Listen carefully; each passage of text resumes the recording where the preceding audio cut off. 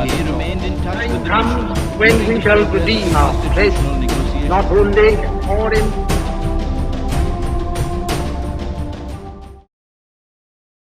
आप सभी का कौटिल्य एकेडमी के इस ऑनलाइन प्लेटफॉर्म पर स्वागत है। मेरा नाम हरीश कुमार मोर है। पिछले लेक्चरों में हमने क्या पढ़ा? पिछले लेक्चरों में हमने पहले तो एक सिलेबस देखा, आदर्श सिलेबस क्या हो मध्यकालीन भारत का। फिर उसके बाद हमने संपूर्ण मध्यकाल की एक रूपरेखा खींची और उसके पश्चात हमने फिर विस्तार में गए अरब आक्रमण से लेके मोहम्मद बिन कासिम, महमूद गजनवी, मोहम्मद गौरी, कुतुबुद्दीन ऐबक को पढ़ा और इल्तुतमिश को हमने शुरू कर दिया था। हम अब इल्तुतमिश को और विस्तार में पढ़ते हैं। चलिए,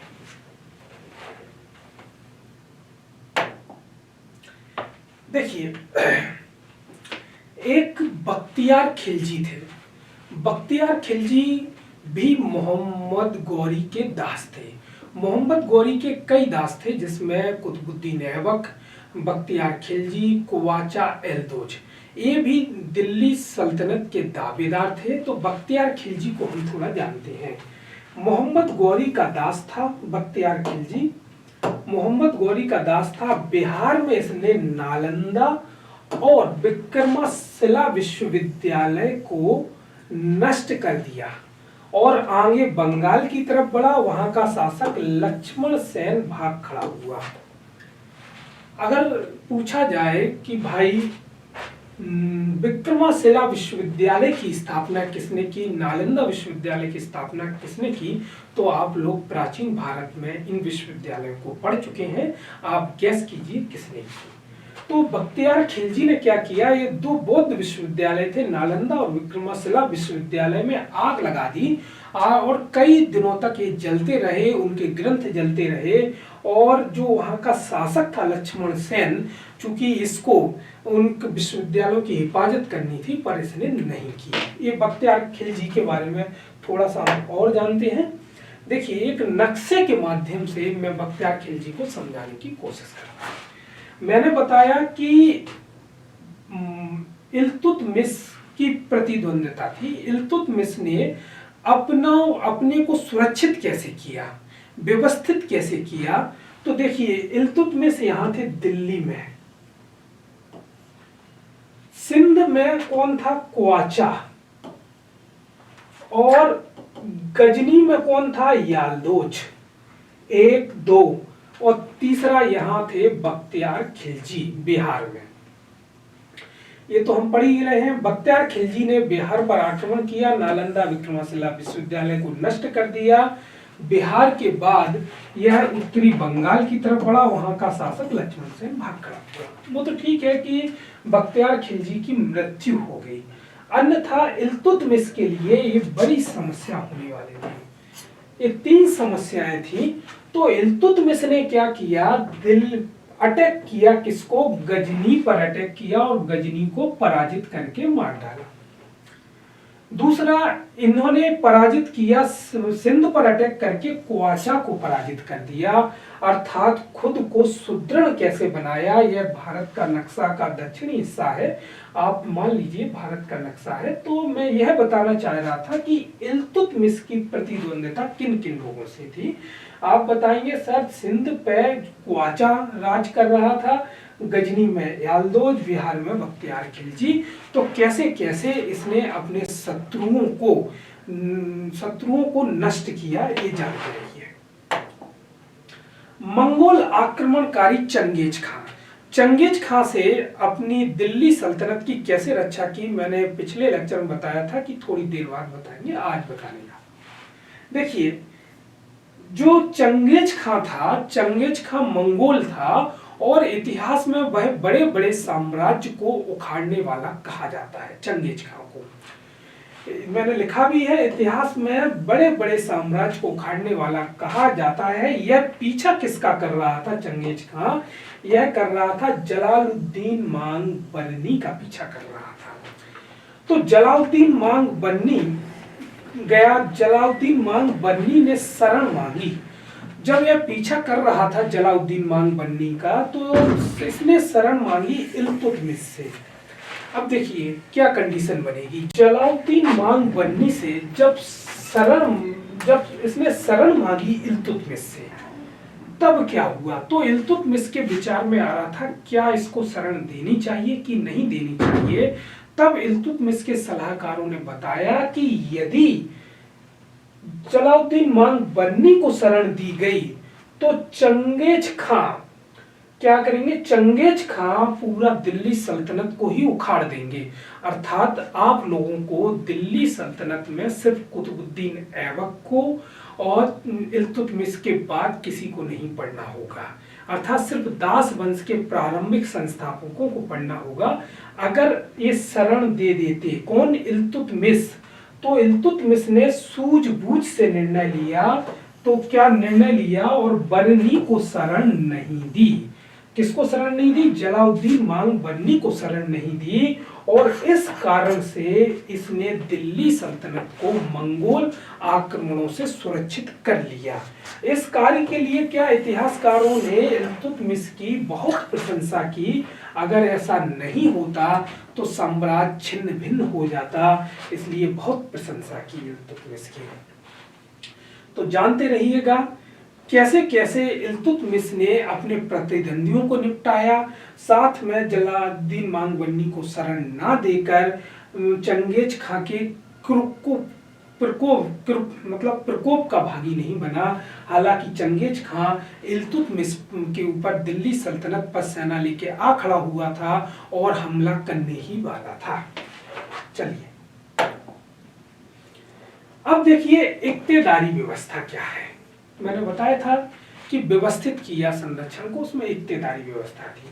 क्या होता है? जमीन को कई टुकड़ों में विभाजित करके वहां प्रशासन चलाने के लिए, अब मैं देखिए बनाने की आपको बताता हूँ इक्तेदारी व्यवस्था। यहां समझिए, मान लीजिए जमीन का टुकड़ा है, मान लीजिए जमीन का टुकड़ा है और इसमें ये कई भाग कर दिए हैं और इसमें हमने एक बिठा दिया। देखिए इस पूरे की पूरी जमीन को हमने कई भागों में विभाजित किया और हर भाग में हमने इक्ता को बिठा दिया, इक्तेदार को बिठा दिया। अब यहाँ पे सुल्तान यहाँ है, मतलब सुल्तान इल्तुतमिश यहाँ है। अब ये क्या करेंगे कि जमीन के इस टुकड़े को इक्ताओं में बांट देंगे और यहाँ पर कई लोगों को बिठा देंगे अपने अधीन और इनसे कहेंगे भैया अब आप यहाँ का शासन संभालें, यहाँ का राजस्व वसूलें, यहाँ का सामान्य प्रशासन देखें। तो ये लोग पूरा सामान्य प्रशासन देखेंगे। मान लीजिए कि भाई ये एक इक्ते से इनको जो इक्तेदार जो होगा यहाँ का, मान लीजिए 1000 रुपए की आय होती है। अब 1000 रुपए की आय के बाद इनके खर्चे मर्चे काटकर सारे खर्चे सेना को वेतन देके पूरा खर्चा काट के मान लो 700 रुपए खर्च हो जाता है। मान के चले 700 रुपए खर्च होता है तो 300 शेष बचेगा। जो 300 बचेगा वो कहाँ जमा करना होगा? खजाने में, इल्तुतमिश के खजाने में।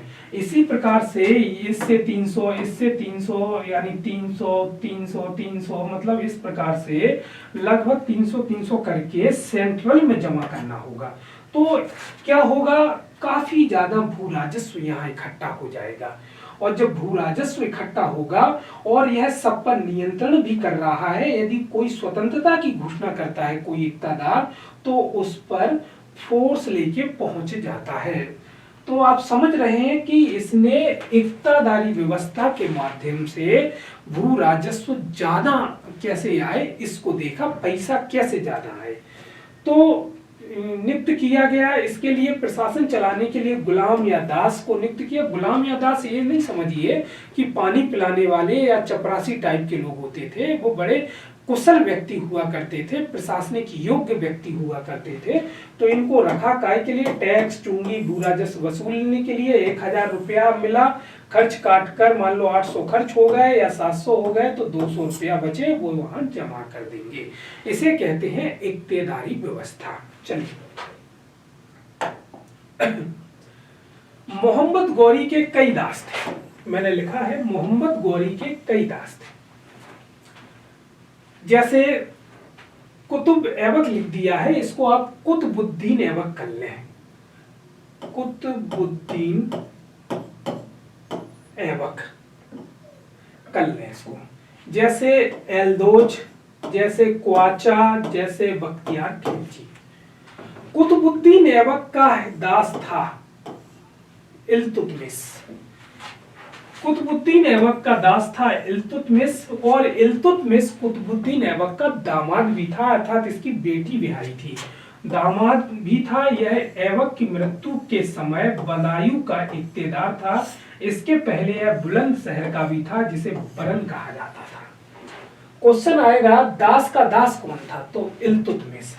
यह इल्तुतमिश का दामाद भी था, और यह ऐबक की मृत्यु के समय बदायूं का इक्तेदार था, और इससे पहले यह बुलंदशहर का भी इक्तेदार रह चुका था, जिसे बरन कहा जाता था।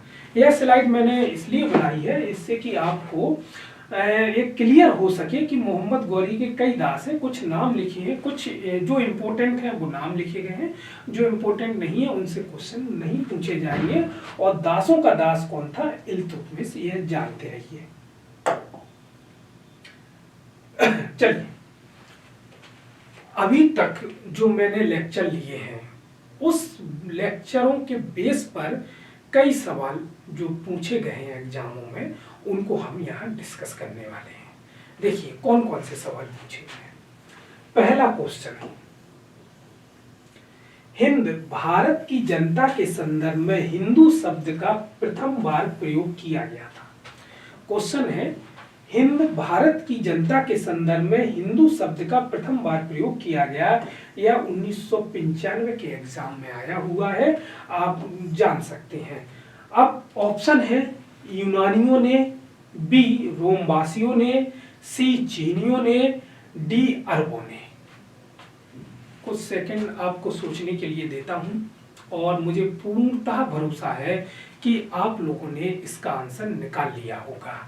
जब मैंने मोहम्मद बिन कासिम को पढ़ाया था, तो मैंने बताया था कि हिंदुओं को हिंदू नाम किसने दिया, तो मैंने बताया था हिंदुओं को हिंदू नाम अरबों ने दिया, और अच्छी तरह से हमने इसको डिस्कस किया था।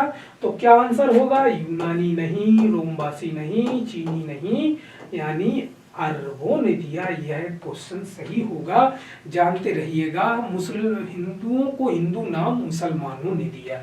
चलिए अगला क्वेश्चन है, सुल्तान कुतुबुद्दीन ऐबक की मृत्यु कैसे हुई। मैंने बताया था कुतुबुद्दीन ऐबक की मृत्यु कैसे हुई। यह क्वेश्चन 2003 के एग्जाम में पूछा गया है, और इसके अलावा यह कई परीक्षाओं में पूछा गया, बहुत ही महत्वपूर्ण है। ऑप्शन में बोल रहा हूं, ए उनके एक महत्वाकांक्षी कुलीन व्यक्ति ने कपट से छुरा मारकर उनकी हत्या कर दी। बी पंजाब पर अधिकार जमाने के लिए गजनी के शासक ताजुद्दीन एल्दोज के साथ युद्ध में उनकी मृत्यु हो गई। ये या एल्दोज लिखा है, ये एल्दोज है, आप थोड़ा सही कर लीजिएगा। सी बुंदेलखंड के किले कालिंजर का घेरा डालते हुए उन्हें चोटें लगी, जिसके कारण बाद में उनकी मृत्यु हो गई। डी चौगान की कीड़ा के दौरान अश्व से गिरने से उनकी मृत्यु हो गई। आपको मैंने आप लोगों ने आंसर निकाल लिया होगा। मैंने आपको बताया था कि पोलो कौन भारत में लाया, तुर्क लोग लाए, और पोलो खेलते समय घोड़े से गिरने से किनकी मृत्यु हुई थी, कुतुबुद्दीन ऐबक की। तो इसका आंसर ये नहीं, ए नहीं, ए नहीं, डी आंसर है, आप जानते। चलिए अगला क्वेश्चन है, चंगेज खां के अधीन मंगोलों ने भारत पर आक्रमण किया। चंगेज खां के अधीन मंगोलों ने भारत पर आक्रमण किया, 2001 के एग्जाम में पूछा गया है, जानते रहिए। ऑप्शन है बलबन के शासनकाल में, बी फिरोज तुगलक के शासनकाल में, सी इल्तुतमिश के शासनकाल में, डी मोहम्मद बिन तुगलक के शासनकाल में।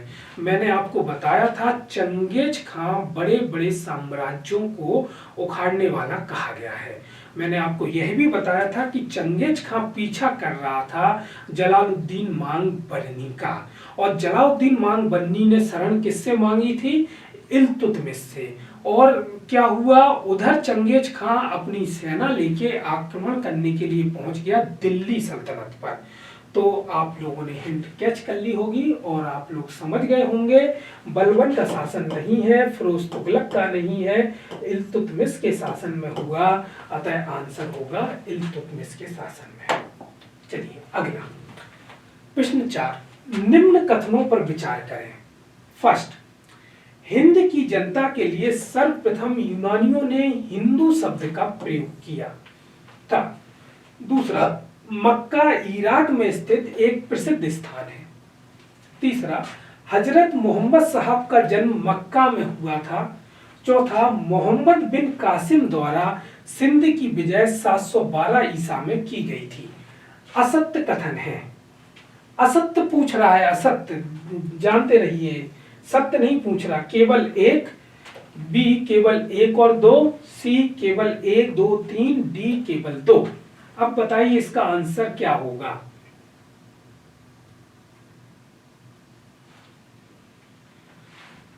गैस कर पा रहे हैं? नहीं, आंसर आ गया। चलिए मैं ही बता देता हूं। हिंद की जनता के लिए सर्वप्रथम यूनानियों ने नहीं किया, किसने किया था? अरबों ने। हमने डिस्कस किया था, इसलिए यह आंसर नहीं होगा। दूसरा, मक्का इराक में स्थित एक प्रसिद्ध स्थान है, तो मैंने जब बताया था हजरत मोहम्मद साहब के बारे में, तो बताया था सऊदी अरब में है, इराक में नहीं है, सऊदी अरेबिया में है, सऊदी अरेबिया में है मक्का। तीसरा, हजरत मोहम्मद साहब का जन्म मक्का में हुआ, सही बात है, मक्का में हुआ। चौथा, मोहम्मद बिन कासिम द्वारा सिंध की विजय 712 में की गई, यह भी बिल्कुल सही है। अर्थात आंसर क्या हो जाएंगे, मतलब पूछा क्या जा रहा है? असत्य, यानी 1 और 2, और 1 और 2 बी ऑप्शन में है, अतः बी ऑप्शन सही हो जाएगा। चलिए अगला क्वेश्चन, निम्नलिखित कथनों पर विचार करें। गजनी वंश का संस्थापक सुबुक्तगीन था। दूसरा, महमूद गजनबी अल्पतगीन का छोटा लड़का था। तीसरा, चंदेल शासक विद्याधर ने महमूद गजनबी को संधि के लिए विवश किया। चौथा, शाहनामा का लेखक फिरदौसी था। पांचवा, अबुल फजर पुराणों का अध्ययन करने वाला प्रथम मुस्लिम था। सत्य कथन है, अब देखना है आपको सत्य कथन कौन कौन से हैं। गैस कर पाए आंसर? ए केवल 1 और 2, बी दो केवल 2 3 4, सी केवल 3 4 और डी केवल 2। देखिए, गजनी वंश का संस्थापक सुबुक्तगीन नहीं था। गजनी वंश का संस्थापक कौन था?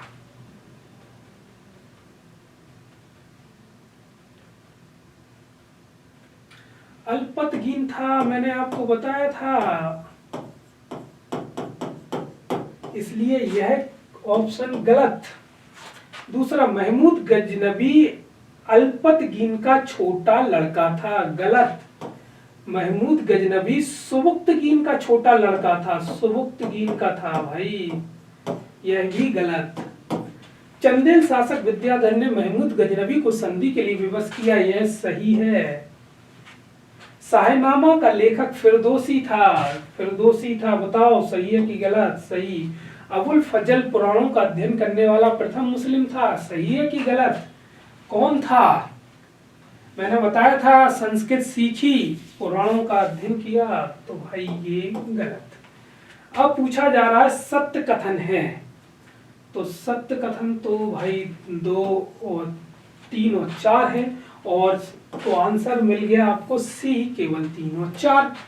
चलिए अगला, निम्नलिखित कथनों पर विचार कीजिए। महमूद गजनबी का सबसे प्रसिद्ध आक्रमण 15वां आक्रमण था, जो कि सोमनाथ मंदिर पर हुआ। दूसरा, 1192 में मोहम्मद गौरी ने चंदावर के युद्ध में जयचंद को पराजित किया। तीसरा, मोहम्मद गौरी के सिक्कों पर देवी लक्ष्मी की आकृति बनी होती थी। चौथा, बख्तियार खिलजी तथा कुतुबुद्दीन ऐबक मोहम्मद गौरी के दास थे। बख्तियार खिलजी ने नालंदा और विक्रमशिला विश्वविद्यालय को नष्ट कर दिया था। असत्य कथन पूछे जा रहे हैं। ऑप्शन ए केवल 2, 3, 4, बी केवल 1, 2, सी केवल 3, 4, डी केवल 3, 4 और 5। बताइए भाई क्या असत्य कथन है।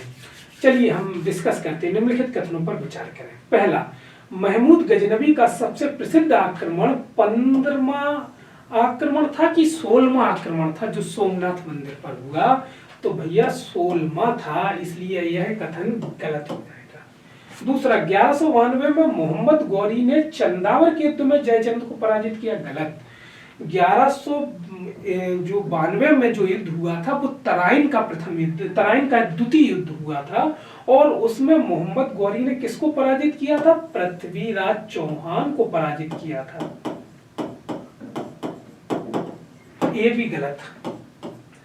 तीसरा, मोहम्मद गौरी के सिक्कों पर देवी लक्ष्मी की आकृति बनी होती थी। यह कथन सही है भाई, लक्ष्मी की आकृति मिलती थी। चौथा, बख्तियार खिलजी तथा कुतुबुद्दीन ऐबक मोहम्मद गौरी के दास थे, तो यह भी कथन सही है। पांचवा, बख्तियार खिलजी ने नालंदा और विक्रमशिला विश्वविद्यालय को नष्ट कर दिया, ये भी कथन सही है। अब असत्य पूछा जा रहा है, असत्य है 1 और 2 और 1 और 2 है बी में। आप देखिए एग्जाम में सत्य असत्य इसका जरा ध्यान रखिएगा क्या पूछा जा रहा है। हाँ, 7वां क्वेश्चन, निम्नलिखित कथनों पर विचार करें। पहला, दिल्ली सल्तनत की स्थापना कुतुबुद्दीन ऐबक ने की।